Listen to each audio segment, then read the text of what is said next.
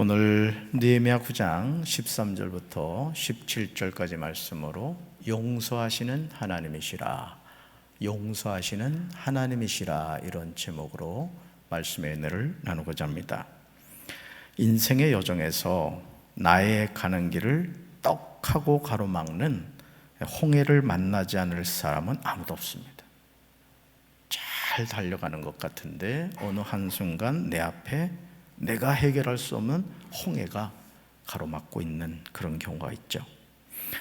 홍해와 같은 인생의 엄청난 문제를 만났을 때 사람들은 두 부류로 나뉘게 됩니다. 첫째, 홍해를 바라보면서 낙담하고 좌절하는 사람입니다.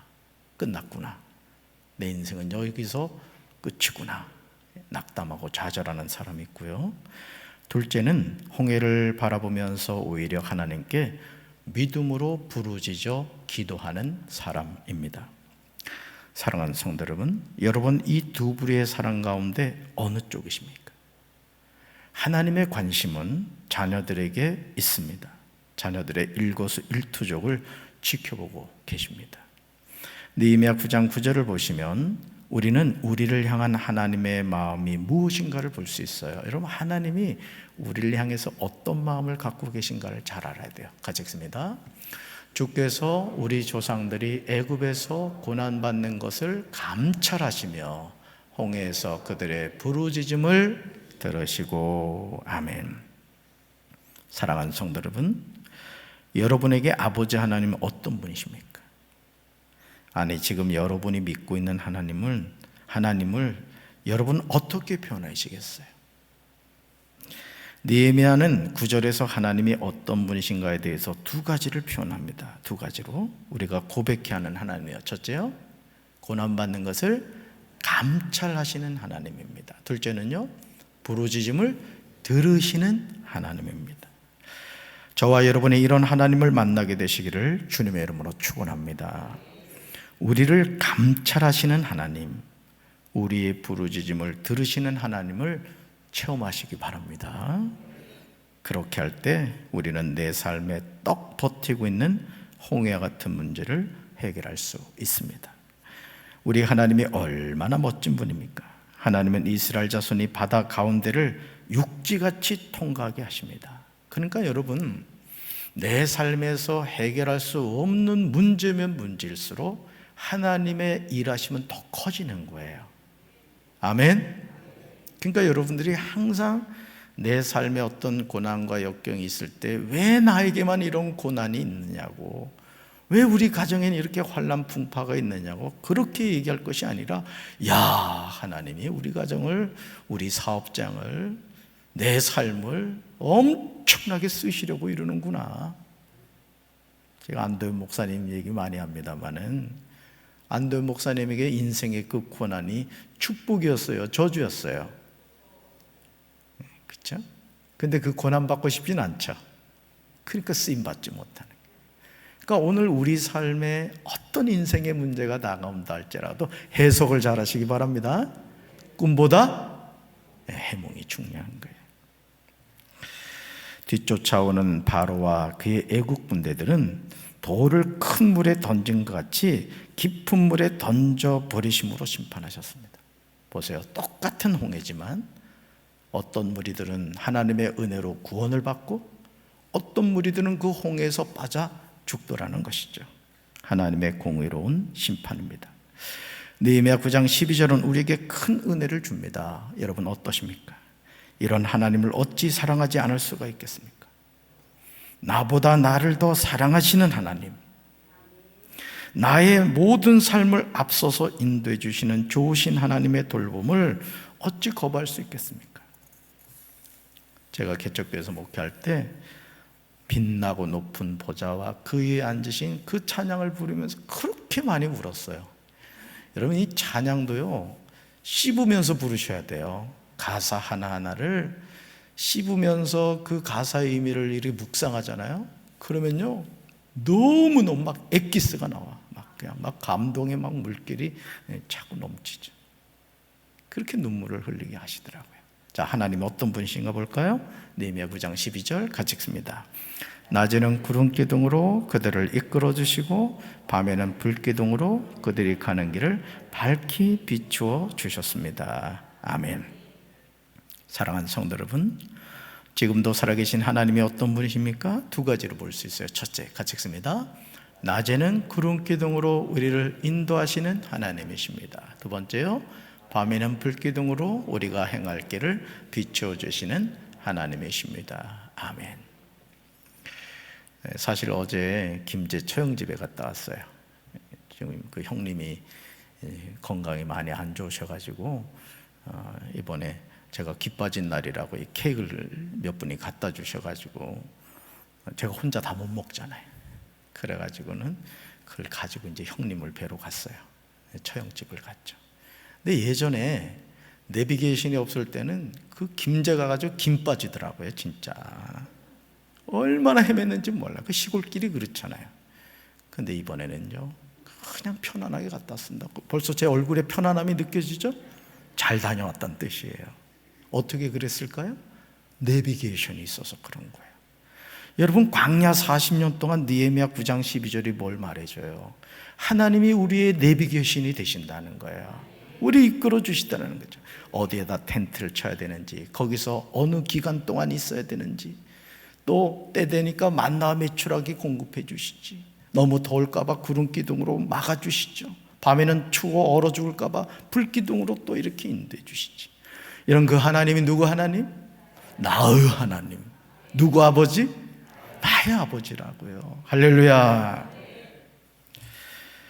근데요, 여기서 우리가 주목해야 되는 것은 하나님의 돌보심이 여기에서 멈췄다면 우리 삶에 심각한 문제가 발생한다는 거예요. 왜냐하면 홍해를 가르는 기적도 낮에는 구름 기둥으로 밤에는 불 기둥으로 인도한다고 하더라도 이것은 육적인 돌봄에 지나지 않기 때문입니다. 따라붙다, 사람은 영적인 존재입니다. 사람은 어떤 존재다? 영적인 존재예요. 그러므로 느헤미야 9장 13절과 14절은 하나님의 자녀에겐 정말 중요한 말씀이에요. 우리 같이 읽습니다. 주께서는 시내산에 내려오셔서 그들에게 말씀하시고 의로운 규례와 참된 율법과 선한 율례와 계명을 그들에게 주셨으며 주의 거룩한 안식을 그들에게 알려주시고 주의 종 모세를 통해 계명과 율례와 율법을 가르쳐 주셨습니다. 아멘. 하나님이 시내산에 내려오셨습니다. 그리고 이스라엘 백성들에게 친히 말씀하셨습니다. 그렇습니다. 저와 여러분이 홍해가 갈라지는 기적을 체험해도 그것은 기적일 뿐입니다. 우리가 낮에 구름 기둥으로 하나님의 인도함을 받고 밤에 불 기둥으로 우리가 행할 길을 하나님이 비추어 주신다 할지라도 그것은 외적인 현상입니다. 하나님의 자녀는 밖으로 보이는 기적과 외적으로 나타나는 현상으로 살지 못합니다. 하나님의 자녀는 말씀으로 사는 줄로 믿습니다. 마태복음 4장 4절에서 예수님의 말씀처럼 사람이 떡으로만 살 것이 아니요 하나님의 입으로부터 나오는 모든 말씀으로 살 것이니라. 이 말씀은 진리인 줄로 믿습니다. 사람은 하나님의 입으로부터 나오는 모든 말씀이 필요한 거예요. 너무너무 필요한 거예요. 시내산에서 강림하신 하나님은 하늘에서 이스라엘 백성들과 말씀하셨습니다. 그리고 하나님의 백성들에게 주신 것이 있었어요. 저는 하나님이 주신 내용을 보면서 가슴이 뭉클했어요. 어쩌면 하나님은 이토록 세밀한 영적 생활의 매뉴얼을 주셨을까요? 자, 세 가지로 볼까요? 첫째, 같이 읽습니다. 의로운 규례와 참된 율법과 선한 율례와 계명을 그들에게 주셨습니다. 두 번째, 주의 거룩한 안식을 그들에게 알려주셨습니다. 세 번째, 주의 종 모세를 통해 계명과 율례와 율법을 가르쳐 주셨습니다. 아멘. 하나님은 의로운 규례, 참된 율법, 선한 율례, 계명을 이스라엘 자손에게 주신 것으로 끝나지 않았습니다. 만약 이런 내용을 주시기만 하셨다면 이스라엘 백성들은 그 내용을 정확하게 이해하지 못했을 것입니다. 난 놓고 기억자도 모르는 것 같아요. 그래서 여러분, 제가 늘 말씀드리죠. 오늘도 제가 열왕기하 말씀을 읽다가 왔는데, 여러분이 성경을 읽을 때 항상 이 고백을 하셔야 됩니다. 성경에 손을 겸손히 올려놓고 이렇게 하셔야 돼요. 하나님, 제가 지금 성경 있습니다. 내 눈을 열어 주의 말씀에서 기이한 것을 보게 하시고 깨닫게 해주세요. 아멘.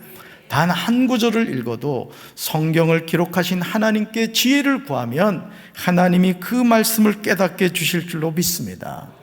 하나님은 주의 종 모세를 통해 계명과 율례와 율법을 그들에게 가르쳐 주셨어요. 여러분, 목회자가 하는 일이 뭐예요? 말씀을 여러분들에게 가르쳐 주는 일을 하는 거예요.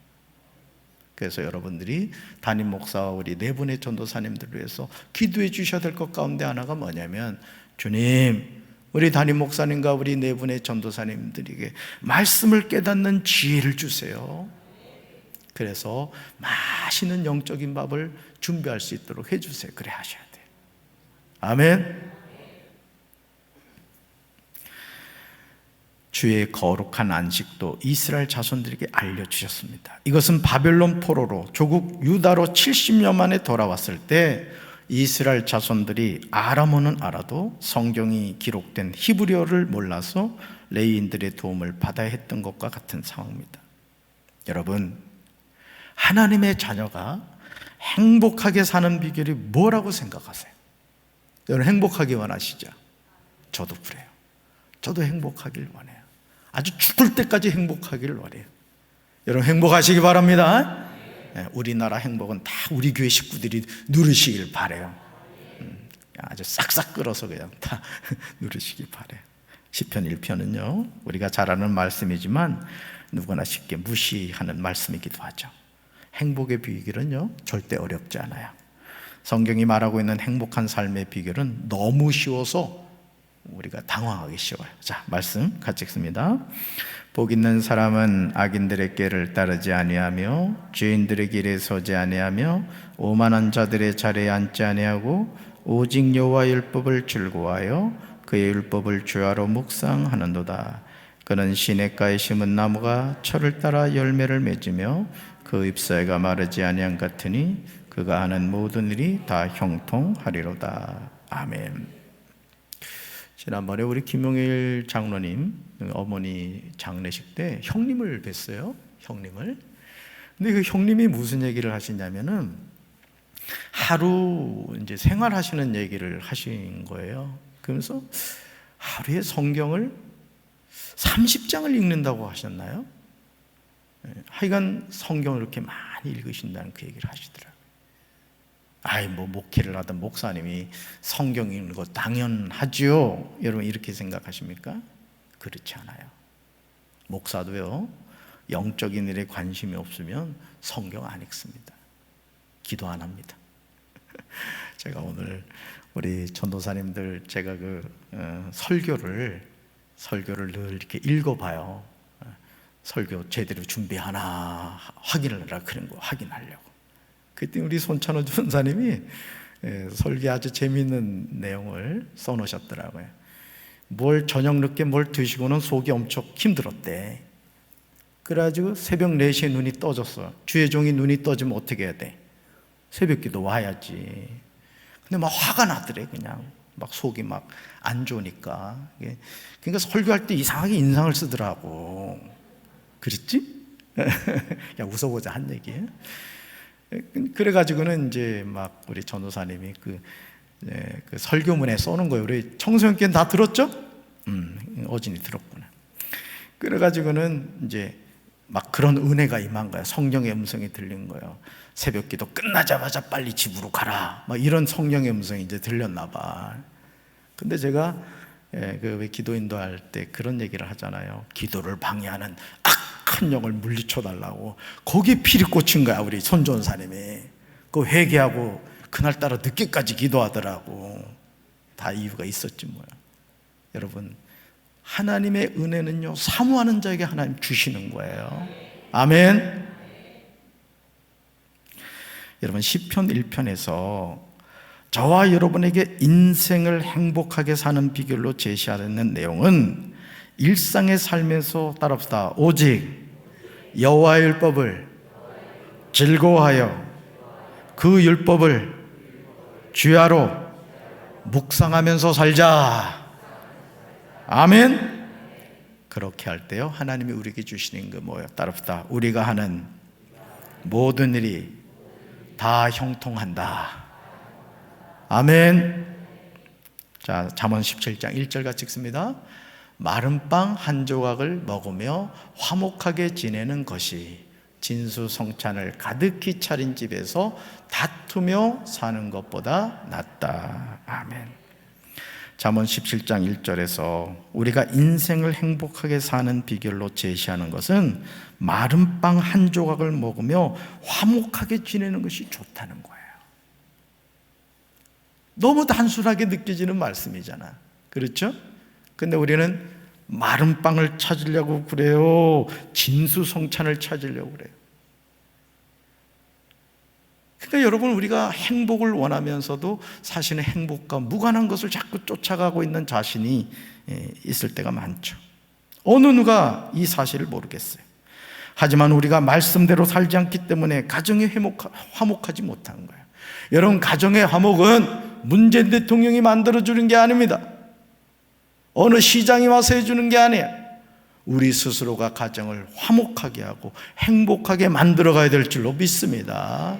마른 빵 가지고 불평하지 말라 이거예요. 진수성찬 가지고 싸우는 것보다 가족이 서로 화목하고 말이죠, 서로를 위로해주고 격려해주고 그런 가정이 되어야 될 줄로 믿습니다. 말씀을 준비하면서 느헤미야 9장에서 인생의 아주 중요한 흐름을 볼 수 있었습니다. 먼저 7절로 한번 가보세요. 9장 7절. 하나님의 택하심을 받는 장면이 나오죠. 우리는 누구나 하나님의 택하심을 통하여 하나님의 자녀가 된 줄로 믿습니다. 우리가 잘나서 하나님의 자녀가 된 게 아니야. 제 자신을 돌이켜봐도 그래요. 그 시골에서 자라나서 말이죠, 2년 전에 고향에 교회가 개척됐으니 망정이지, 절이 생겼으면 제가 머리 깎고 스님이 됐을지도 모른다고요. 여러분이 이 자리에 앉아있다는 것 자체가 하나님의 택하심이고 은혜인 줄로 믿습니다. 9절 보실까요? 9절. 애굽에서 고난 겪는 삶의 모습이죠. 오늘 저와 여러분이 사는 이 세상은 또 다른 애굽임을 기억해야 돼요. 우리는 이 세상에서 영원히 살 수 없습니다. 이 세상은 공중 권세를 잡은 마귀가 지배하고 있어요. 그러므로 우리는 마귀의 권세에서 벗어나야 합니다. 이것이 바로 영적인 자각이에요. 여러분, 사람이 마귀는 아닙니다. 그러나 사람의 배후에 마귀가 늘 역사해요. 남편도 이렇게 눈동자가 시원찮으면 아주 마귀가 역사하는 거예요. 그렇다고 또 남편을 향해서 이 마귀 하면 그땐 심각해지는 거예요. 배후에 누가 역사한다? 마귀가 역사한다. 그러니까 그 영적인 자각 분별을 할 수가 있어야 돼요. 10절로 가볼까요? 하나님은 이적과 기사를 베푸셔서 바로와 그의 모든 신하와 그의 나라 온 백성을 치십니다. 왜냐하면 그들이 하나님의 자녀에게 교만하게 행하였기 때문이에요. 그러나 11절 보시면요, 우리 앞에는 홍해가 떡 버티고 있어요. 문제는 이 홍해를 지나갈 방법이 우리에겐 없다는 거예요. 이걸 아셔야 돼요. 홍해의 문제를 우리 힘으로 해결할 방법이 없다는 거예요. 사실 가만히 돌이켜보면요, 우리 스스로가 해결할 수 있는 문제가 그렇게 많지 않아요. 하나님이 도와주시지 않으면 아무것도 할 수 없는 무익한 존재가 바로 저와 여러분입니다. 그러면 홍해 앞에서 하나님의 자녀가 할 일이 뭐죠? 신세 타령하는 거예요? 나는 여기서 죽는구나? 이렇게 해야 돼요? 뭐 해야 돼요? 하나님께 부르짖어야 될 줄로 믿습니다. 그러니까 여러분, 누가 지혜로운 사람이냐? 기도하는 사람이야, 기도하는 사람. 근데 우리 전도사님들한테도 그렇게 얘기합니다. 너희들이 앞으로 목회를 해감에 있어서 지름길이 있다. 기도하는 거다. 제가 그 얘기를 많이 해요. 신앙생활도 마찬가지입니다. 신앙생활도 기도생활하지 않는 사람, 말씀 읽지 않는 사람이요, 신앙생활 똑바로 못합니다. 여러분, 한 방에 가요, 한 방에. 저는 우리 사랑하는 성도 여러분들이 기도와 말씀으로 성령 충만한 성도들이 되길 주님의 이름으로 축원합니다. 하나님 부르심 받을 때도 말이요, 100세 전에는 갈 생각 하지도 말아요. 그래, 밥 잘 드시고 목사님 갈 때가 됐습니다, 그리고 가시라고 허락받고 가세요. 몇 세? 100세. 고향에 계신 저희 어머니하고도 통하면 100세까지 사시라 하면요, 참 재미있는 게요, 아유 무슨 100세야 하면서도 은근히 좋아하세요. 여러분, 인생의 문제는 하나님만이 해결해 주신 줄로 믿습니다. 하나님은 자녀들의 삶을 늘 살피세요. 저도 이렇게 새벽에 일어나면은 우리 이내방에 이렇게 들어가 봐요. 이 녀석이 이불을 제대로 덮고 있는지. 그리고 제가 뽀뽀해 줍니다. 남의 개인적인 일이지만 하여간 그래요. 왜 그렇죠? 이쁘잖아요. 그러니까 하나님이 저와 여러분을 너무너무 사랑하신다고요. 아멘. 또요, 홍해 앞에서 부러지셨을 때 하나님은 우리의 기도를 들으세요. 바다 가운데를 육지같이 통과하게 하십니다. 하지만 하나님의 자녀를 괴롭혔던 바로, 즉 마귀와 그의 졸개들은 하나님의 심판으로 멸망을 당해요. 그러니까 여러분을 괴롭히는 그 마귀의 졸개들에 대해서 여러분 힘들어하지 마세요. 그냥 하나님께 맡겨버리시길 바랍니다. 우리는 누구만 바라보면 돼요? 하나님만 바라보면 돼요. 홍해를 건넌 이스라엘 백성의 삶을 주목하시기 바라요. 하나님은 12절에서 두 종류의 기둥으로 하나님의 자녀들을 인도하시고 비춰주심을 알 수 있죠. 여러분 13절 가볼까요? 13절 뭐가 나오죠? 정직한 규례, 진정한 율법, 선한 율례와 계명을 주십니다. 자, 14절 뭐가 나오죠? 거룩한 안식일을 알려주세요. 모세를 통하여 계명과 율례와 율법을 그들에게 명령하십니다. 그러나 사람은 육신을 입고 있죠. 우린 육신을 입고 있어요. 의식주의 문제가 해결되지 않으면 정상적인 삶을 살 수가 없습니다. 15절에서 하나님은 자녀들에게 필요한 양식과 물을 주시는 것을 볼 수 있죠. 같이 읽습니다.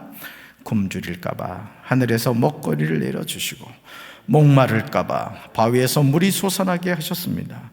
주님께서 손을 들어 맹세하며 주시겠다고 한 그 땅에 들어가서 그곳을 차지하라고 말씀하셨습니다. 아멘.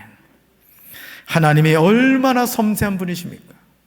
세 번역으로 보면 굶주릴까봐, 목마를까봐 이렇게 번역하고 있어요. 하늘에서 먹거리를 내려주시는 이유는 자녀들이 굶주릴까봐 그렇게 하신 거예요. 저는 우리 사랑하는 성도 여러분들이 물권의 복을 받게 되길 주님의 이름으로 축원합니다. 부자 되시길 바랍니다. 그래서 가난한 이웃들을 섬기는 우리 성도들 되길 바라요. 도와줄 대상이 너무 많잖아요. 바위에서 물이 솟아나게 하시는 이유는 자녀들이 목마를까 봐 그렇게 하십니다. 심지어 하나님은 손을 들어 맹세하며 주시겠다고 한 가나안 땅에 들어가서 그곳을 차지하라고 말씀하십니다. 그런데 안타깝게도요, 16절과 17절을 보시면 백성들이 하나님의 말씀에 불순종합니다. 여러분, 정정회장 기억나시죠? 정정회장이 그 조선소도 있지 않는 상태에서 영국 가선가요? 하여간 그 배를 수주를 하러 간 거야. 참 대단한 사람이에요. 그 가가지고 얘기를 했더니 배 만든 뭘 근거를 대라고 했다는 거예요. 그때 정정회장이 예전에 여러분 500원짜리 그 지폐 기억나십니까? 그 거북선이 있었다고. 우리나라는 벌써 몇백 년 전에 철갑선을 만든 나라라고. 그래가지고 그 조선소를 만들었다잖아요. 그 조선소를 만들면서 배를 같이 만들었대요. 여러분, 오늘 하나님의 자녀들은 이런 배포를 가져야 될 줄로 믿습니다. 내 입을 열게 하라 내가 채우리라 주님이 말씀하셨죠. 자, 여러분, 하나님이 손을 들어 맹세하며 주시겠다고 한 땅인데 불순종하는 것을 보게 돼요. 오늘도 마찬가지예요, 여러분. 하나님은 우리에게 복을 주시는 줄로 믿습니다. 게을러 터지면 안 돼요. 예수 믿는 사람은 장사를 하더라도 사업을 하더라도 열심을 내고 하나님께 지혜를 구해서 똑같은 상품을 지내려도 이렇게도 나보고 저렇게도 나보고, 가끔 백화점에 가서 상품 진열을 어떻게 하는가 눈여겨보고 가서 배워오란 말이에요. 자꾸. 교회도 그렇습니다. 교회도 그냥 좋은 게 좋다고 그냥 먼지는 뽀얗고 거미줄 친 교회 누가 올라 그러겠어요. 깨끗해야지, 그냥 반짝반짝 빛나야지. 쟤 아무도 아멘 안 하십니까? 말이 막 도둑네, 말이. 자, 보세요. 어떻게 불순종하는 거 보세요. 하나님이 주겠다고 약속했잖아요, 그죠? 같이 읽습니다. 말씀 같이 읽습니다. 그러나 우리 조상은 교만하여 고집을 피웠습니다. 그들은 주의 명령에 복종하지 않았습니다. 그들은 말씀을 듣지 않았고 주께서 그들 가운데 행하신 기적을 잊어버렸습니다. 그들은 고집을 피우며 주께 반역을 꾀했고 우두머리를 뽑아 종살이의 길로 되돌아가려고 했습니다. 그러나 주는 용서하시는 하나님이십니다. 주는 은혜로우시고 자비로우시며 쉽게 노하지 않으시고 사랑이 많으신 분이라 그들을 버리지 않으셨습니다. 아멘. 느헤미야 9장 16절과 17절을 세분화해 보시면 정말 안타깝고 가슴이 아파요. 자, 우리 6가지로 한번 나눠볼게요. 첫째요, 그러나 우리 조상은 교만하여 고집을 피웠어요.